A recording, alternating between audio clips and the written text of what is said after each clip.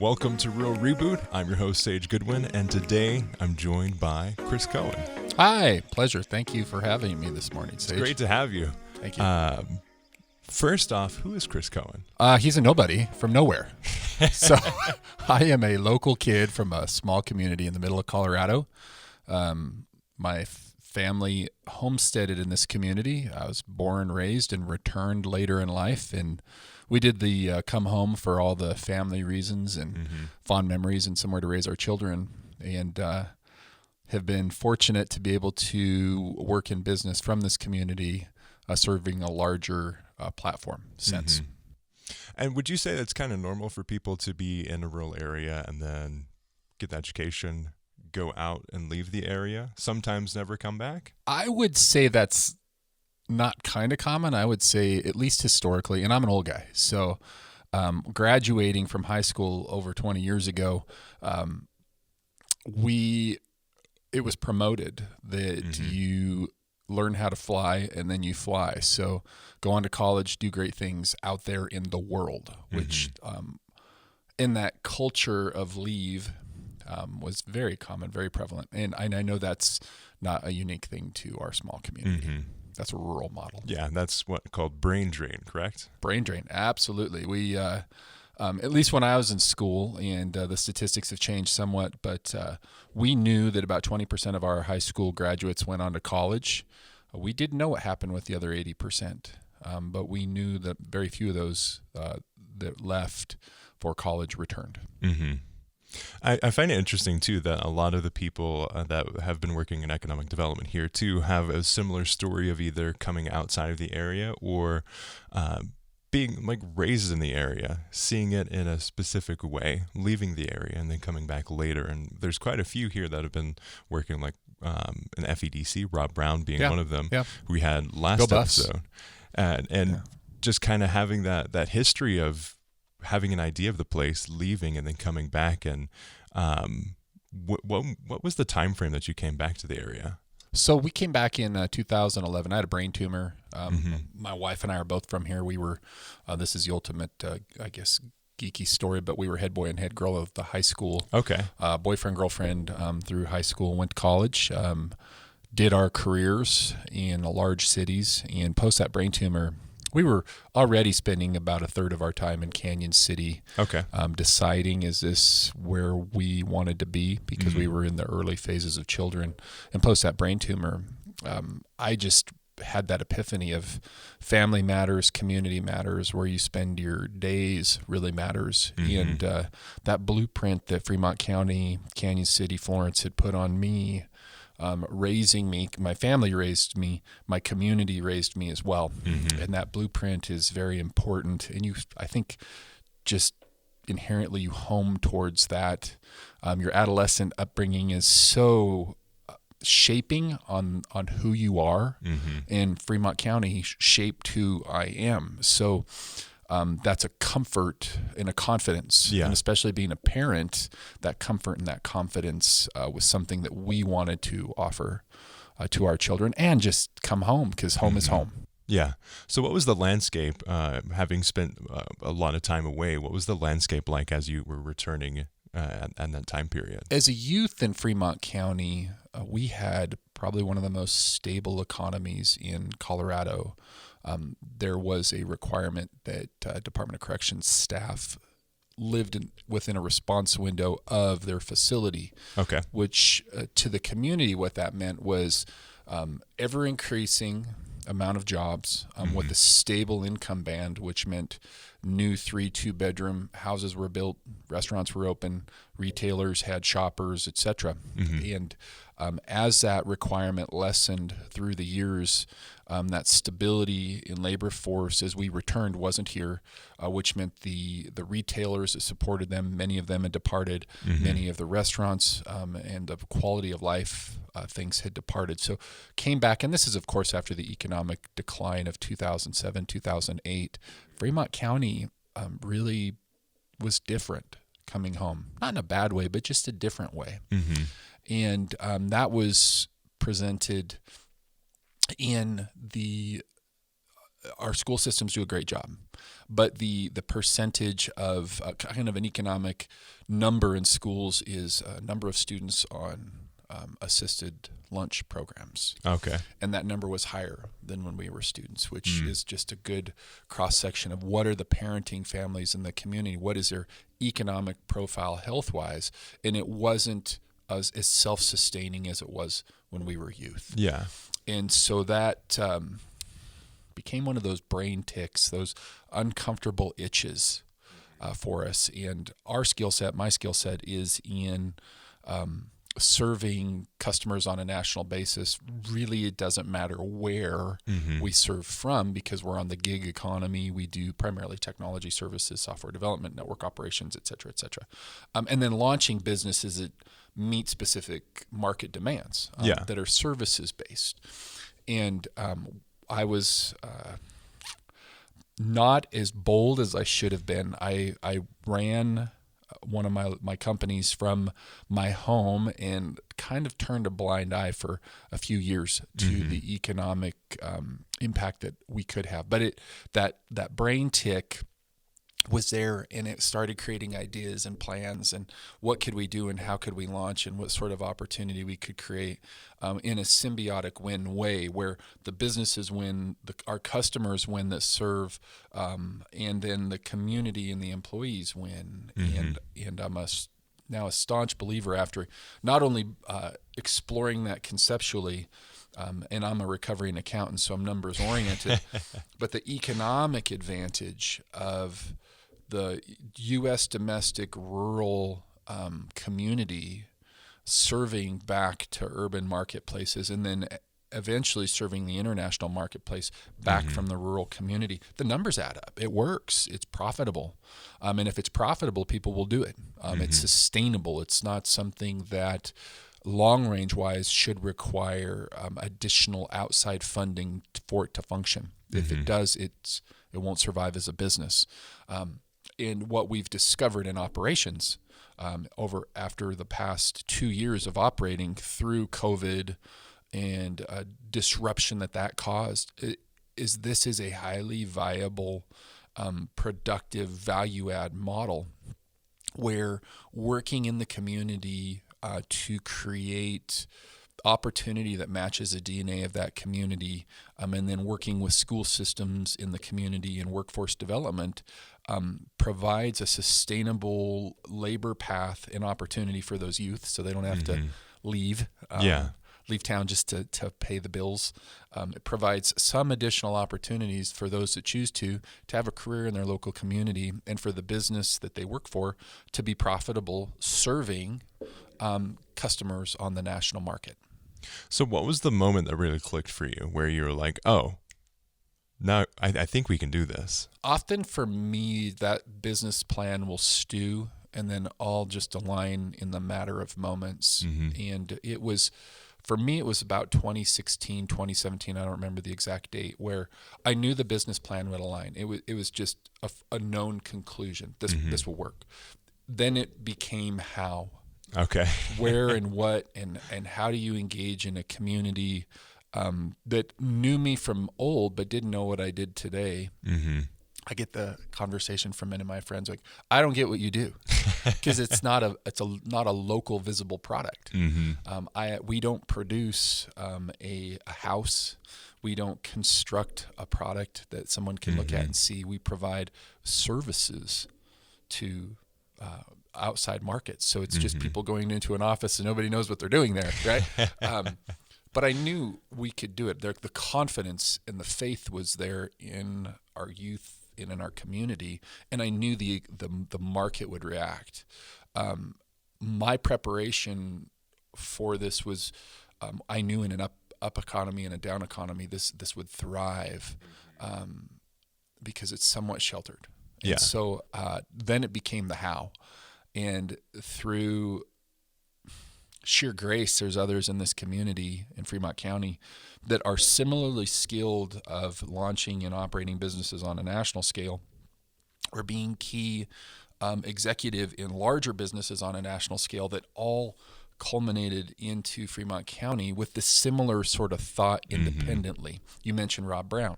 Rob Brown was one of those. Rob Brown was very active in FEDC, so he has his concepts of how this works. I had my concepts of how this works. Some other key players, Brad Rowland of Canyon City, had his concepts of how this would work.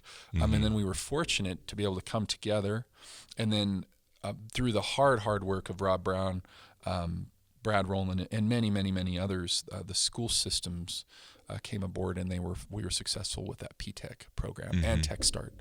And that created the incubator and the platform from which Second61 was born, as well as numerous other businesses in this community that without those founding members, Brads and the Robs of the world, wouldn't have the fertile soil to work from. I've heard you talk about it a few times. There is a rural resiliency. Sure. How does that come into play as you're working at a national scale? Yeah. So I'll start with just the economic side of it. So to provide the sort of technical services that we do from, say, Boulder, Colorado, a gallon of milk costs more in Boulder. A house costs 2 to 3 times more in Boulder. Everything is more expensive in Boulder, Colorado. Well, that equates to a significantly higher cost of living, which requires a significantly higher wage band. And I don't mean that rural is cheap. That makes it sound, or it could be interpreted as, wow, I can pay less and get more. That's not the intention. The just the numbers of it is, it in certain communities, you can make a wage band and have a very healthy living less than you can in other communities. Yeah. And rural economies offer that in many instances. And so that's a tangible thing. That's an economic thing. My building costs less. My wages, while good, are still less than if I were in the middle of Manhattan. Yes. It's just a fact, right? So that adds up to a lower cost of delivery or cost of goods sold. Well, that makes that entity competitive. Well, that's a tangible thing. Another tangible thing is creating the workforce that can deliver the necessary skills that come through education, the necessary learning and apprenticeships that come from working or apprenticing. Those are quantifiable items. The unquantifiable items are, like you mentioned, the resiliency of rural. I call it the heart of rural as well. There is something that you can't cleanly put it on a piece of paper. A small community raises a small community together, so everyone participates in the raising of our youth, directly or indirectly. Know it or not, you make an impact. You're not anonymous in a small community, which in a large community, Denver, you can be a student and not know your neighbors ever. You might not know the kids on the school bus with you. You might go to a high school that's got 10,000 kids in it. Yeah. That doesn't happen here. You know your community. You're a part of it. And that creates a different human being in their adolescence. And what I've discovered in we employ around 60 locations or so around the country, there's a resiliency in those people. There's a resiliency in those youth. There's a resiliency in those candidates.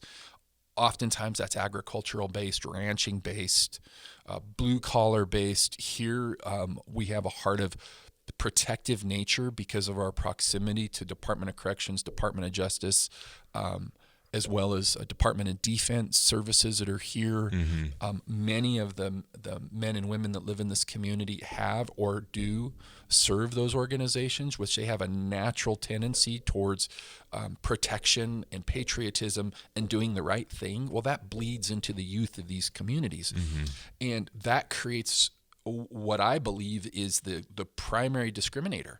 The costs matter, sure. That adds up. That's a cost saving to the customer. That's a value add. That's all those neat words. But what we find is they show up and they care. Our staff, our team members, our youth that decide to join our company, they perform from their heart And that is a beautiful thing in business. You cannot train that. The community trains that. We work to enhance that, but that resiliency that they have of overcoming, of achieving in spite of not having, that goes with them to the job site, and they do a phenomenal job. There's a lot of that interconnectedness. There's a belief that there is the work that you do, you find value in it. Yep. And the Amen. more value you put in. Yes. So there is that real resiliency of you're not going to be able to necessarily find everything that you need in the local supermarkets or anything like that. You may be missing a store, and the fact is that you still need the thing done. Yep. So you're going to find ways to get that thing done. And there's a really core part of that. It's in that, yeah, absolutely, and it's in the community, and it's in every individual. It's almost that frontier sort of mentality of we're going to just get it done. Like you mentioned, we might not have all the tools, we might not have all the necessary components for tools. For example, networks, available systems, tools, office spaces. All the fancy educational tools that some of the bigger communities have. But regardless, we get it done. And that's a community movement. That's a community heart. That is the resiliency of the rural community. So that leads in perfectly to kind of where I want to dive a little bit deeper too, is what are some of the things that you had to overcome to get this to really work? You mentioned networks, you mentioned broadband, you mentioned office spaces. So where do these things try to kind of really take place and really cement themselves? So the long pole in the tent was the customers that would say yes. This is a non-traditional model. Now it's becoming more traditional. It's been done, but it hadn't been done to the degree that we'd pursued, at least within our domain. Right? And so the customers taking the gamble of we believe in what you believe, and we will not only follow you there, but we will write a check as a customer to enable you to pay your staff, things like that. And so that was that comes from relationship and trust. So that was a key component. That was our sponsorship, if you will. That was the enabling factor, made it sustainable. To create a workforce and the ability to deliver that workforce without a customer is pointless. So then we got the yes from the customer while we had to be working on where do these people work from. We, as opposed to larger communities, are not fortunate to have a large inventory of Class A, Class B, and Class C office space. We believe from our desk that early in a career, community really matters, and that community at the office really matters. Our young professionals learn from each other. They learn from our tier ones learn from our tier twos. Our tier ones learn from other tier ones. Our tier twos learn from tier threes, et cetera. It's a community. And that requires a place to work together in community. We don't have a lot of that. And so there was a lot of gnashing of teeth early on amongst many of us in our community. How do we solve this problem? And then we were fortunate enough, Florence School District had a property that they were going to retire, and it became a great platform for us. Then the other tools of the trade, you mentioned, like network services. What we do is electronic services to the national marketplace, which means we need to have large, available, and reliable networks. That happened via backhoe and shovel, bringing network to the community. And that was a long pole in the tent that took a lot of time and a lot of trust and investment from others.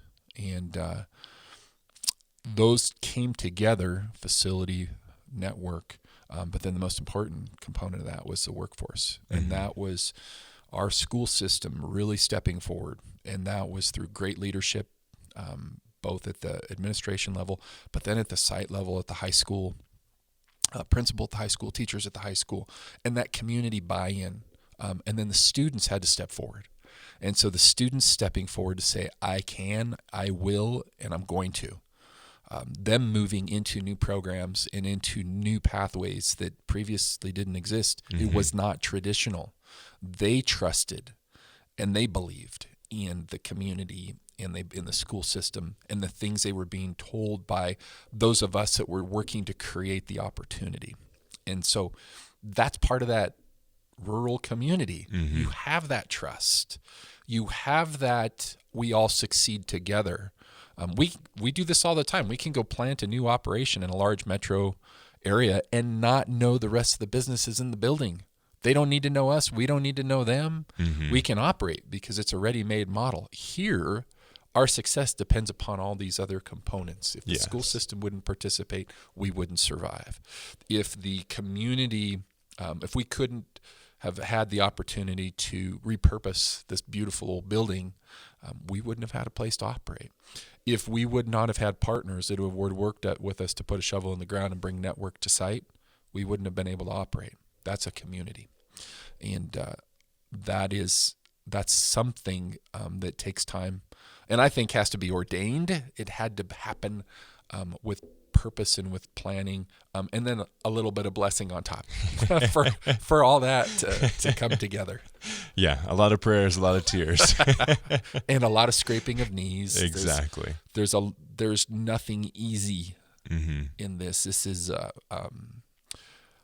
there are easier ways to do this in bigger markets, but they don't matter, in my opinion, mm-hmm. like this does. This is a long-term movement for a community that changes its picture. You've got beautiful new engineering businesses.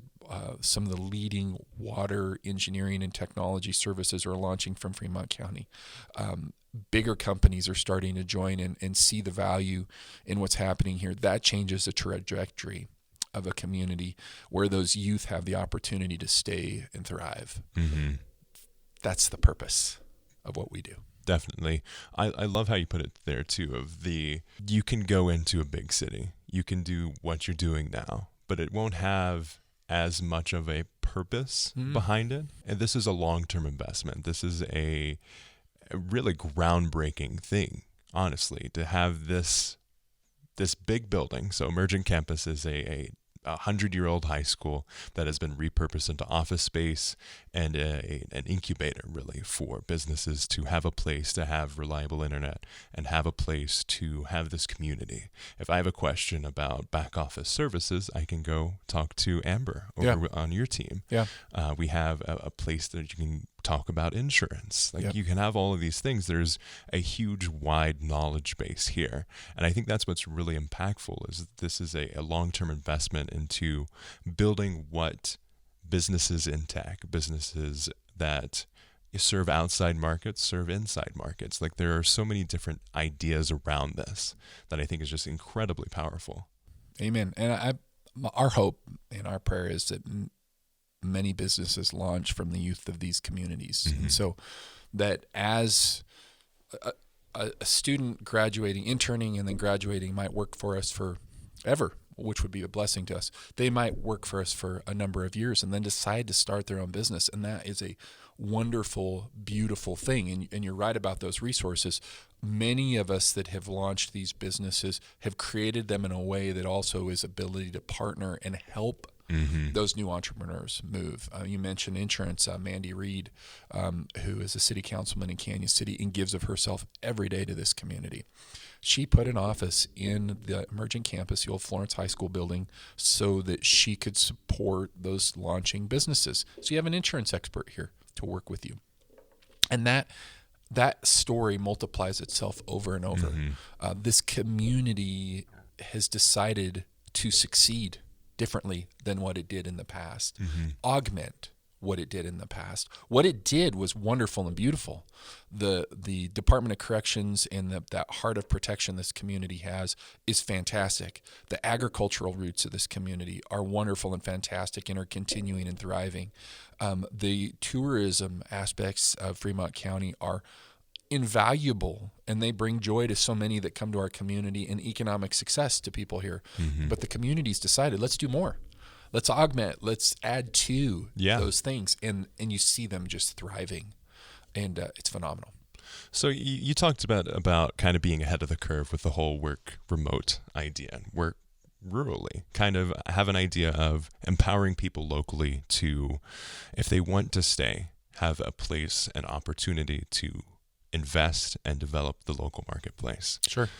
What was it like to build up that? I really like the analogy you gave, where if you have everybody into a single building, if the network goes down, your whole business goes down. But if you have it a little bit more dispersed, one person may have unreliable internet, or this specific office in this town may go down, but that does not halt the entirety of your business. Sure. I'm going to speak about that on a national level briefly. So rural America comprises 97% of the territory of the continental United States. 97% of the dirt is considered rural. Only 20% of the population is considered rural. So 20% of the U.S. citizens live within and probably oversee or own or administer on behalf of the government that might own 97% of the resources of this country, the territory. That's water, that's infrastructure, that's a lot of the things we need as an entity, as a country, to maintain our financial, military, and economic strength, quality of life. Well, big cities are soft targets. And so if you put all of your core capabilities in concentrated target pools, very large cities, that makes a less defensible continental United States. And I mean soft targets from natural disaster, soft targets from roaming brownouts and failing infrastructure, soft target from internal threat, hackers, things like that, and soft target for external threats. We have countries around the world that don't see the world the way we do. And in history, they says that they do bad things. And so they probably will again at some point. Well, having too much of one thing that you rely upon in a concentrated geographic area puts all the rest at risk. And so part of our thought process with rural empowerment, the rural reboot, is dispersing into rural communities many of those core infrastructure items, from professional services to defense to computing, the things that the everyday American relies on every day. We're more defensible if we are broken up into, instead of a few cells, hundreds or thousands of cells of operating capacity and capability, and throughout the country. That also makes good economic sense. So then there's the other component of the rural reboot, which is rural reshoring. So taking those services that were, for example, in Manhattan, very expensive to perform. Well, instead of sending those to rural Kansas or rural Colorado, through the history of the last 30 years, many of those things have been sent overseas. Yeah. Your financial data, your personal data, your et cetera data in foreign countries, being managed by who knows who. I don't know about you, but to me, that's unnerving as a father, as a husband, as a business owner. Yeah. I'd much rather have someone that in rural Kansas or rural Colorado working on my and maintaining my systems, or maintaining my financial information, or maintaining my medical information, or providing those services that I depend upon every day. Well, when you compare, as we look at the true costs of that outsourcing to overseas long-term wise, through bad actors that take data and do bad things with it, to breaks in service, to increasing costs overseas, the rural model really adds up. So reshoring those activities back into rural communities matters. Well, it also strengthens the United States as a whole. Every citizen benefits from that. So not only taking core activities and spreading those throughout the United States from United States sites, but pulling back some of those things, be that professional services, light manufacturing, assembly and delivery and logistics, back to rural communities. You regionalize again performance of everything. potentially for the United States, which is a good thing for the United States of America, which is a good thing for every citizen that lives here. Creates job opportunity, safety, and dependence upon each other, which is a powerful tool. It is. It is. I was talking to locally here. We have a great member of the community, Barnacasa, who runs many different businesses. One of his things is manufacturing, small scale manufacturing, and he wanted to get a prototype done. He was thinking about going to get it all prototyped in China, and looked at the pricing. He's like, I wonder what would happen if I looked here locally. He found a place here locally that did it cheaper and with higher quality here. Wow, I believe that. So that's just a really close to home example of that. And we saw that with the supply chain during COVID-19. Like we see all of these things getting one single part. If we don't have one single part, it can backlog thousands of products. Yeah. So, and not just inconsequential products. Yes. Vehicles. There are thousands and thousands and thousands and thousands of manufactured vehicles that you can see pictures of waiting for a single chip to be able to deliver to the marketplace. That's a problem. Yes. Right. And speaking to a former life, I did have businesses that operated from China, and we manufactured things in China. And I remember being there, and our engineers had created a new product that was proprietary to our company. Well, I'm at the factory, and there's a continuous stream of engineers coming and going and observing and looking at the specifications of this new product. And when I inquire, who are all these people? Well, they're engineers from all the companies in town. Really? So our product, designed and built by an American company, being shared with every other company. Very exciting as a business owner, right? So, but that's a different mentality than what we have. And I know there's probably many inventors and business people out there that what they invent matters to them. It matters to their future. And being able to protect that invention from competitors and just internationally is important. So what is different between rural communities manufacturing here in the domestic United States and China manufacturing? If you can perform manufacturing cost less than the United States with personnel that generally have long-term positions, a turnover is low in rural marketplaces, at a cost that's about the same, or even if it's a little bit more, but you don't have to mess with all the logistics, you don't have all the risk. Time zones differences, yeah, absolutely. Why are we not doing this as a nation on a larger scale? To me, it just makes good sense. So kind of tying off this episode and tying a bow on the whole process, what would you say is like the biggest takeaway in this experiment? I'll say this idea of rural reboot, rural reshoring, rural resiliency. What has been like the biggest thing that you're like, okay, these are some of the steps that I would take to develop this, and these are some of the biggest learning experiences that I had? So the biggest takeaway is, if asked, would I go back in time and do this again? Yes, absolutely. It works. It's functional. It's high producing. Our rural model outperforms in many instances the models of ours that are not rural. So to me as a businessman, if it works, you do it again. Yeah. Right. Looking back, the blueprint did not exist.